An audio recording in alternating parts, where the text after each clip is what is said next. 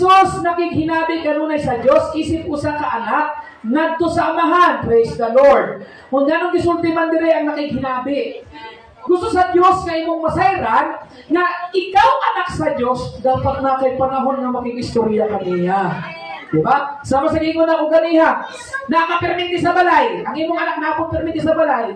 Kanya pag-abot di ka eskwelahan, mag-cellphone, matulog, bukaon, pag humanap kaon, tulog na po, pag ma-eskwela na po. Kunya, adlaw-adlaw, inyo na, naganahan ka, wala makaingon ma.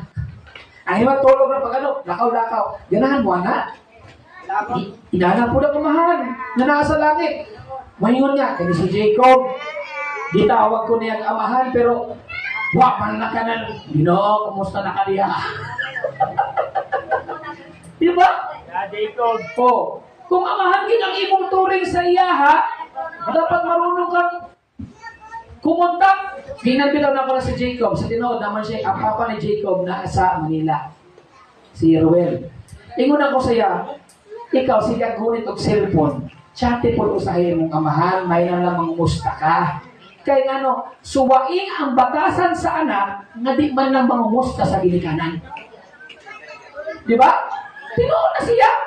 Sure na, bisang pag-ibutan nato na kay dumot, o ibutan ka na mo'y away, o panaglalis, or misunderstanding. Iksuon, tuyok-tuyokon man mo ang kalimutan, kadogo mo. Sabdat? Imagine, suwain galing ng anak na di mo punta. Ikaw pagkahangan ni Angkol, ni amahan mo, nasa langit, huwag kay ampo-ampo. Diba? Sunti-sunti ang istorya po, Lord. Ang amang kinauhin ka ron kay medyo punta sa butan. Pero glory to God, Lord, nakasurvive. Diba? Ano ba? Mga mga relasyon, diba? Kabantay ka ning anak na dugay nga nakauli sa ginikanan. Pag uli, kumusta naman ka na? Ito ma, dagay utang, diba? Tinoon mo na. It is reality. Isa maging pamilya ka rin huwag makautang. Kautang mang kita tanan. Pag-abot mo, kumusta naman ka na?